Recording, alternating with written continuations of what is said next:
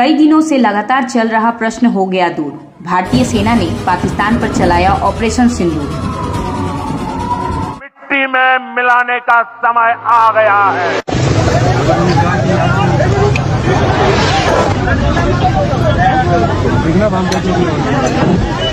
हाल ही के पहलगाम में हुए बर्बर आतंकी हमले की घटना से बौखलाया भारत ने अपना शौर्य दिखाते हुए मंगलवार की रात पाकिस्तान में पल रहे दहशतगर्दों के ठिकानों पर तबातोड़ हमला करके तबाह कर दिए 9 आतंकी कैंप को लेकर अपने घरों को लॉक करके ऊपर रोड वाली तरफ चले जाएं। इस विषय पे जहां पूरा देश भारतीय सेना व सरकार के साथ एकजुट दिखाई दी, वहीं सेना के द्वारा भी इस ऑपरेशन पर देशवासियों को दी गई जानकारी।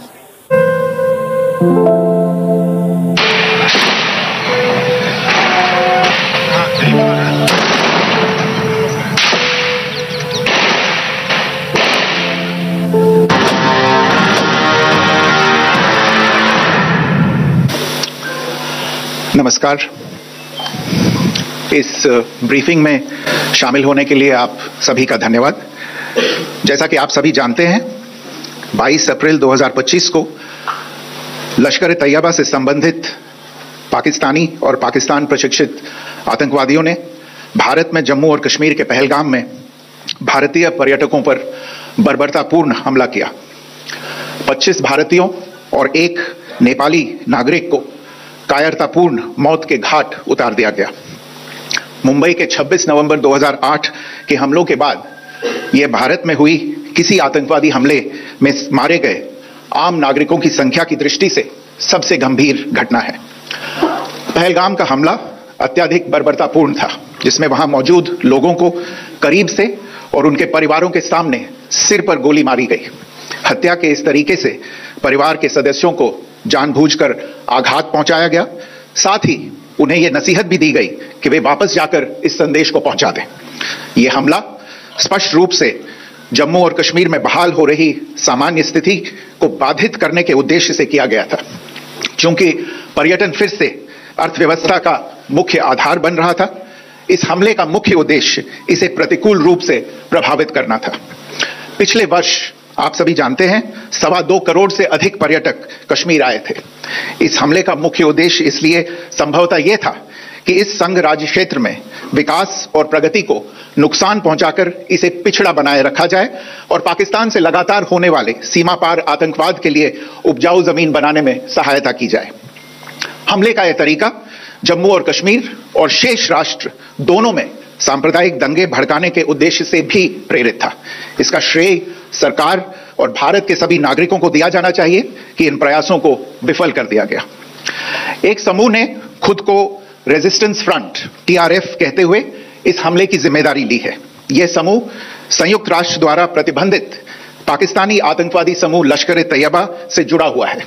यह उल्लेखनीय है कि भारत ने मई और नवंबर 2024 में संयुक्त राष्ट्र की 1267 कमेटी की सैंक्शंस मॉनिटरिंग टीम को अर्धवार्षिक रिपोर्ट प्रस्तुत की थी, जिसमें TRF के बारे में साफ इनपुट दिए गए थे। इससे पाकिस्तान स्थित आतंकवादी समूहों के लिए कवर के रूप में TRF की भूमिका सामने आई थी। इससे पहले भी दिसंबर 2023 में भारत ने इस टीम को लश्कर तैयबा और जैश ए मोहम्मद के बारे में सूचित किया था, जो TRF जैसे छोटे आतंकवादी समूहों के माध्यम से अपनी गतिविधियों को संचालित कर रहे हैं। इस संबंध में 25 अप्रैल को UN सिक्योरिटी काउंसिल प्रेस वक्तव्य में TRF के संदर्भ को हटाने के लिए पाकिस्तान के दबाव पर भी ध्यान दिया जाना चाहिए। पहलगाम आतंकवादी हमले की जांच से पाकिस्तान के साथ आतंकवादियों के संपर्क उजागर हुए हैं।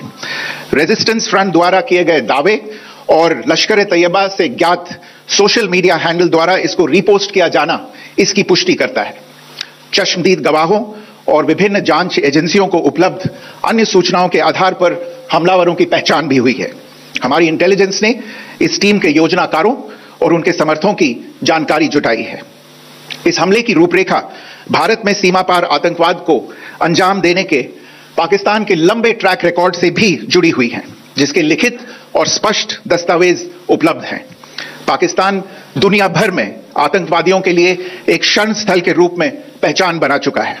यहां अंतर्राष्ट्रीय स्तर पर प्रतिबंधित आतंकवादी सजा पाने से बचे रहते हैं। इसके अलावा पाकिस्तान ने इस मुद्दे पर विश्व और फाइनेंशियल एक्शन टास्क फोर्स जैसे अंतर्राष्ट्रीय मंचों को जानबूझकर गुमराह करने के लिए भी जाना जाता है। साजिद मीर का मामला, जिसमें इस आतंकवादी को पाकिस्तान ने मृत घोषित कर दिया था और फिर अंतर्राष्ट्रीय दबाव के परिणाम स्वरूप वो जीवित पाया गया, इसका सबसे स्पष्ट उदाहरण है। यह स्वाभाविक है कि पहलगाम में हुए इस हमले से जम्मू और कश्मीर के साथ साथ भारत के अन्य भागों में भी आक्रोश देखा गया। हमलों के बाद भारत सरकार ने स्वाभाविक रूप से पाकिस्तान के साथ संबंधों को लेकर कुछ कदम उठाए। आप सभी उन निर्णयों से अवगत हैं जिसकी घोषणा 23 अप्रैल को की गई थी।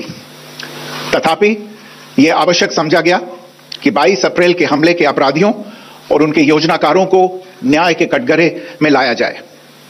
हमलों के एक पखवाड़े के बाद भी पाकिस्तान द्वारा अपने क्षेत्र या अपने नियंत्रण वाले क्षेत्रों में आतंकवादियों की इंफ्रास्ट्रक्चर के विरुद्ध कार्रवाई करने के लिए कोई स्पष्ट कदम नहीं उठाया गया है। उल्टे वो इनकार करने और आरोप लगाने में ही लिप्त रहा है।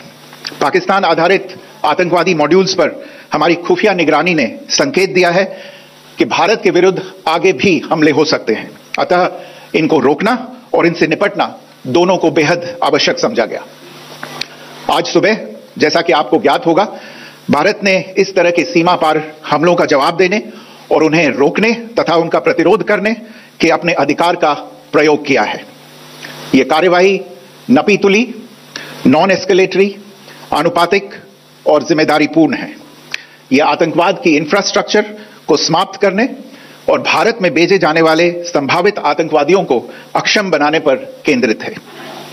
आपको यह भी स्मरण होगा कि 25 अप्रैल 2025 को संयुक्त राष्ट्र सुरक्षा परिषद ने पहलगाम आतंकवादी हमले पर एक प्रेस वक्तव्य जारी किया था, जिसमें आतंकवाद के इस निंदनीय कार्य के अपराधियों, आयोजकों, फाइनेंसरों और प्रायोजकों को जवाबदेह ठहराने और उन्हें न्याय के दायरे में लाने की आवश्यकता पर जोर दिया गया था।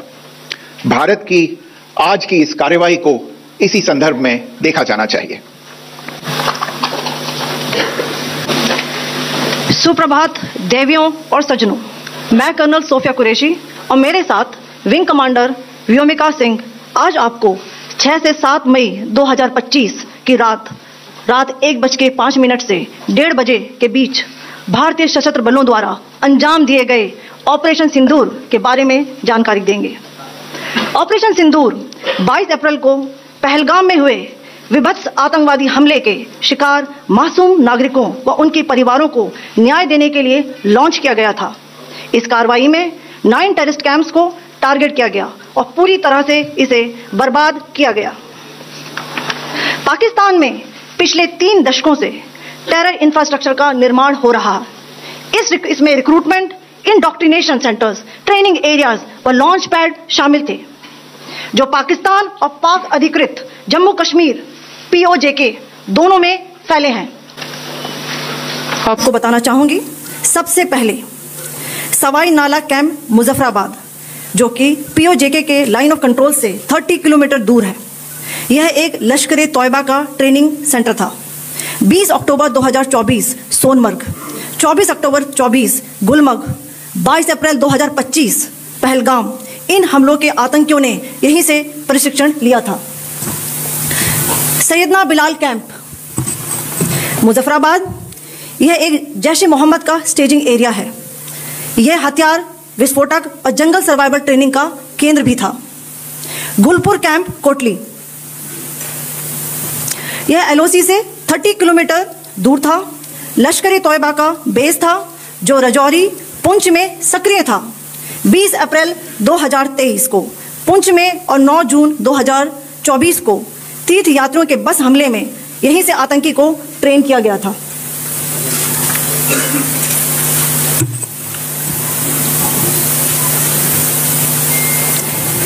बरनाला कैंप भिंबर, यह LOC से 9 किलोमीटर दूर है।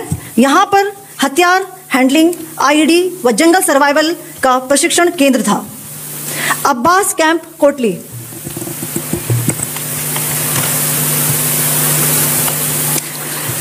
यह LOC से 13 किलोमीटर दूर है।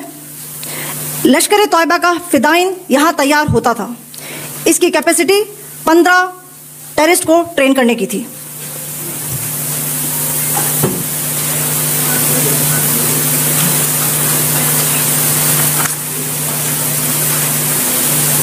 अब मैं पाकिस्तान के अंदर के टारगेट से अवगत कराना चाहूंगी। पहला, सर्जिकल कैंप सियालकोट। यह अंतर्राष्ट्रीय सीमा से 6 किलोमीटर की दूरी पर है, सांबा कठुआ के सामने।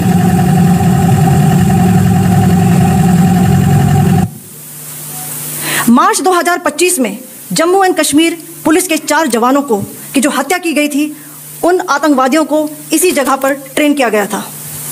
दूसरा, महमूना जाया कैंप सियालकोट। यह 18 से 12 किलोमीटर आईबी से दूर था। हिजबुल मुजाहिदीन का बहुत बड़ा कैंप था। यह कठुआ जम्मू क्षेत्र में आतंक फैलाने का नियंत्रण केंद्र था। पठानकोट एयरफोर्स बेस पर किया गया हमला भी इसी कैंप से प्लान और डायरेक्ट किया गया था। मरकज ताइबा मुरीद के, यह आईबी से 18 से 25 किलोमीटर दूरी पर है। 2008 के मुंबई हमले के आतंकी भी यहीं से प्रशिक्षित हुए थे। जमल कसब व डेविड हेडली भी यहां ट्रेन हुए थे। मरकज सुभान अल्लाह भावलपुर, यह इंटरनेशनल बाउंड्री से 100 किलोमीटर दूर है। जैश ए मोहम्मद का मुख्यालय था। यहां पर रिक्रूटमेंट, ट्रेनिंग व इंडॉक्ट्रिनेशन का केंद्र भी था। शीर्ष आतंकी अक्सर यहां आते थे। मैं आप सबको बताना चाहती हूं कि किसी भी सैन्य ठिकाने का निशाना नहीं बनाया गया और अभी तक किसी तरह की नागरिक क्षति की रिपोर्ट नहीं है। धन्यवाद। जय हिंद।